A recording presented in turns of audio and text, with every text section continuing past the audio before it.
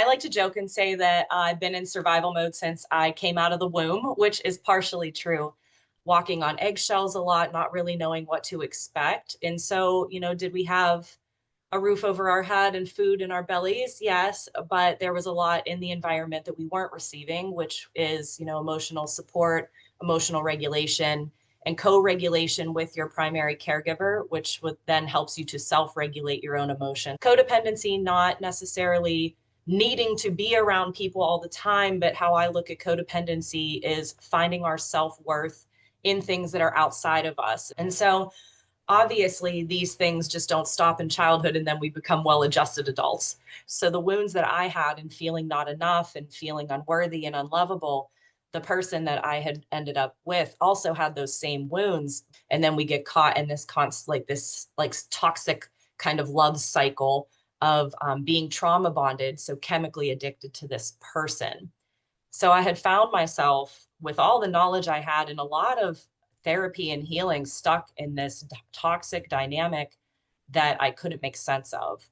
And so when you start Googling the term narcissism, that's your first fucking red flag that you're in a situation that you should not be in.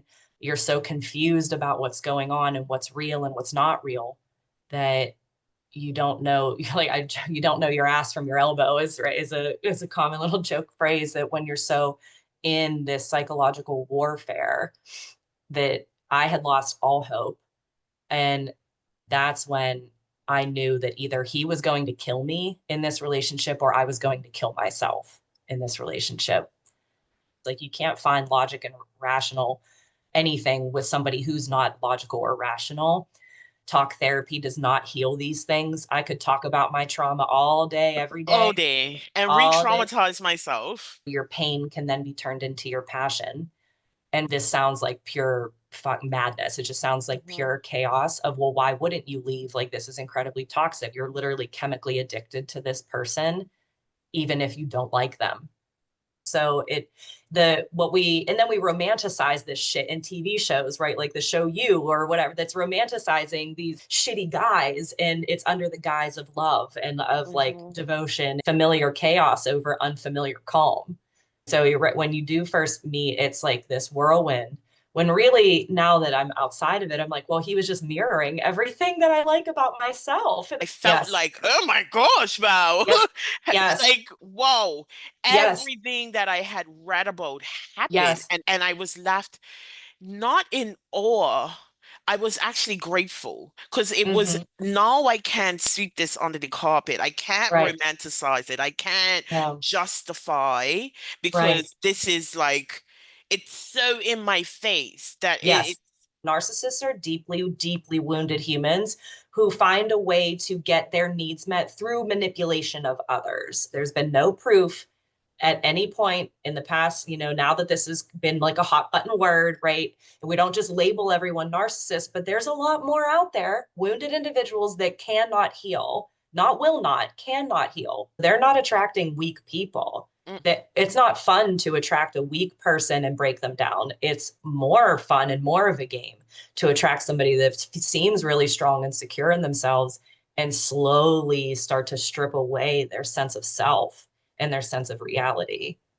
if you are not taking time and putting energy into healing after those type of Mm-hmm. relationships, I mean, it becomes a source of sabotage for everything else Absolutely. that you do. This is not a normal breakup where you just like go on your merry way and you date other people and it's like cool and you close that chapter. I'm emotionally still working through energetically that I know that my body was in such a state of fight, flight, freeze, fight, flight, freeze. And it was a lot of freeze because I found that fight with him got me, physically abused. And it's not because you're not working hard enough or doing enough. Trust me, I do all of the work and I have to be patient with myself because when you are in survival mode to that depth, your body changes on a fundamental level and you have to Mhm. work on in But the hope is that you can rewire a lot of that. Like it's That almost it's almost like you have a rebirth because yes, it's you're rewriting all of the narratives. You are actually changing your perception, yes. how how you show up, how you operate. Like all of that has to change. I don't have marks on me. They're never going to believe me.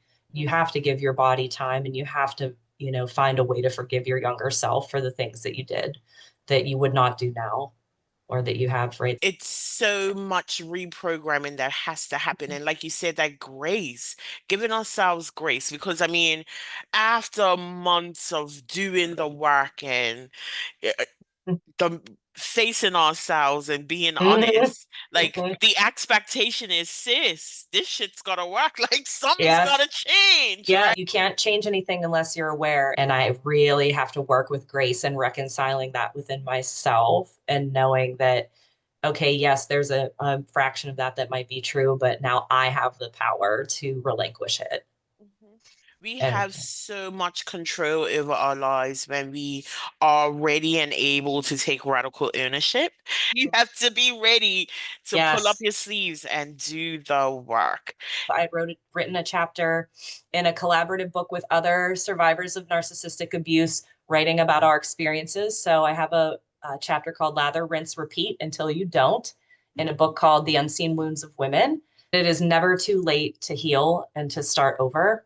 I know when you're coming out of these scenarios, it can seem really, really bleak. I just want to remind you, you were not built to break, but you damn sure were not built to just survive, disrupt the cycle, reclaim your life, and thrive on your own terms. And I will see you next week.